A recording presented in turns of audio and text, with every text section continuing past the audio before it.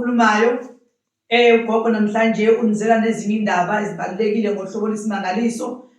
Noma kungekho phela ukuthi mhlambe into engikhuluma ngayo isuke ingabalulekile, yonke into engisuke ngikhuluma ngayo isuke ibalulekile bakwethu.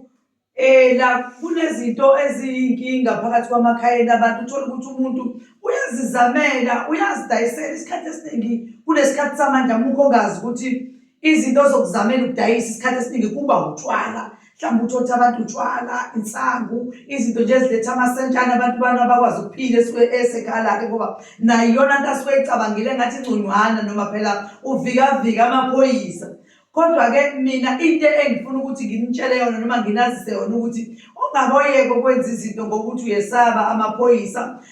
Yebo amaphoyisa phela ayabophana, kodwa induku yokuthi wena uma ngabe udayisa emzini wakho ungavumi kulokucalucaluza njalo amaphoyisa ezokuphazamisa kulowo bhizinisi, ikakhulukazi izinto abaphazamisana kuzona kuba yibona utshwala lokhu. Uma ungenazo iy'ncwadi, uma kuwukuthi futhi awunayo ilayisensi yokudayisa, uthola ukuthi njalo uzoloku uhlupheke. Ake uthole nje intelezi ozoloku uyichela njalo, futhi uzothi uma uyichela ebese ulokwane njalo ukhuluma usho ukuthi cha bakwethu, phakathi kwaleli khaya ngiwadinga amaphoyisa azongena phakathi kwaleli khaya. Ukhulume njalo nabantu bakho abadala ubatshele nina abantu abadala ningavumeli abantu bazongena phakathi kwaleli khaya bazophazamisa, ngoba izingane lezi zayikhaya zizolala zingadlile. Ungako ukuvumele lokho ukuthi kube njalo abantwana bakho balala bengadlile. Shona entelezini uyothenga yona izokwazi ukukusiza ekhaya, ikuphungele iphoyisa lingangeni phakathi kwekhaya. Uhebeze ngempela uma uchele nje ube nolaka ukuthi nami la emzini wami njengoba ngizama nje kanje lokuzama ngako noma sinako ukuphazamiseka. Kodwa-ke ngiyacela nanina abantu abadala lilekelele ukuthi amaphoyisa angezi phakathi kwaleli khaya izosiphazamisa kulezi zinto esizenzayo phakathi kwaleli khaya.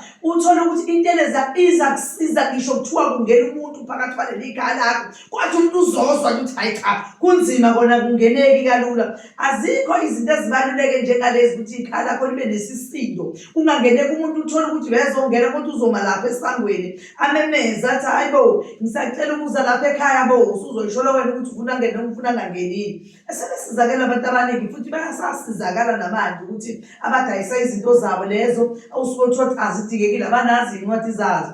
Kodwa ngalesi sikhathi lesi mesethole le ntelezi, umuntu akwazi athole le ntelezi aqhele bese kwazi ukuthi zonke izinto zakhe zibe right, kungabikhona into emphazamisayo. Even ngisho abantu abafuna ukuganga uthola ukuthi nabo uzokwazi ukuthi bamise ngqi ngale ntelezi. Uthole bazoma nje insena, uthole ukuthi uzoba namehlo engenile akhuluma into oyizwayo ukuthi ayikho lento, kusho ukuthi umuntu konke beze iqonda la ekhaya, kodwa manje akasazi ukuthi uzothini ngenxa ukuthi useyasindwa. Wena vele usuyazi ukuthi yini oyenzile phakathi kwaleli khaya le yenza nomuntu adidiseka noma adideke angazi ukuthi kufanele athini wena, ngoba ubeze kuwena ezokwenza into ethile. Kodwa manje afika uthena esengena wacobeka waphelelwa amandla, akasazi ukuthi kumele athini, usecobekile amandla akhe ngaphele nje nyanyanya. Bakwethu kungathi uma ngabe nizamele abantwana benu ukube baphile nibese kodwa nani nihluleka-ke ukuthi-ke nenze izinto. Kubalulekile ukwenza into ukwazi ukuthi uzivikele, ukwazi ukuthi ukwazi ukuphila nawe phakathi kwekhaya. Yebo usukuzamile uphile, nakhu-ke manje usuyaphazamiseka naba laba balokhu befika bezokuphazamisa. Ngiyacela bakwethu ukuthi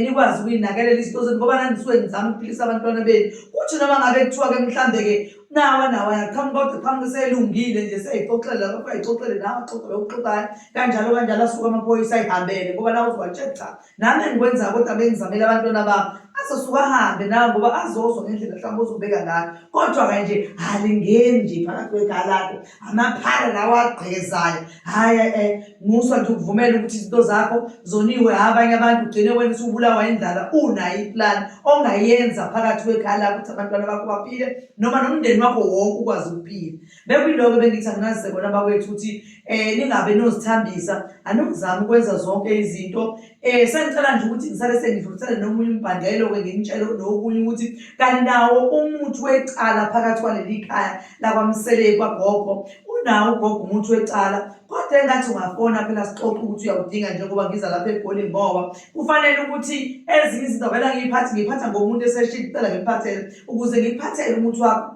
Uma kuwukuthi usalihamba icala lakho, iyakwazi ukukusiza, kodwa uma kuwukuthi usuboshiwe, usuphakathi, usuhamba icala, nawe uyazi imithi ayingeni emajele. Manje sekuzokwenzela ukuthi lokho ngale sikhathi wena usufuna ukuthi usizakale, awusakwazi ukusizakala, usuwuthengile kumina umuthi, usufuna ukuthi uyokusiza ngale. Kunezinto ekumele zenziwe ngaphandle esigangeni uma usebenzisa imithi yamacala. So uma usulapha ukwazi ukuyisebenzisa esigangeni, ngiyeke ngibatshele nabanye abantu bethi gogo sicela usiza la, ngibatshele angikwazi ukukusiza ngoba umuthi wami usebenzisela esigangeni. So nje usebenzisela esigangeni kufanele usebenzise ngalesikhathi uhamba uya laphaya. Manje uma uhamba uya laphaya uzowusebenzisa kanjani uvele wena usuvalelwe, awusuphuma nje ngokuya lapho usukhishwa uphelezela, awunangaphandle ukuphumelayo ukwazi usebenzele induku enisuke nizobuya nikwazi ukuyisebenzisa. Ngiyanicela-ke bakwethu ukuthi niqaphele izinto zonke, izinto enisuke nifuna ukuzenza nizenze ngesikhathi esisuke sifanele.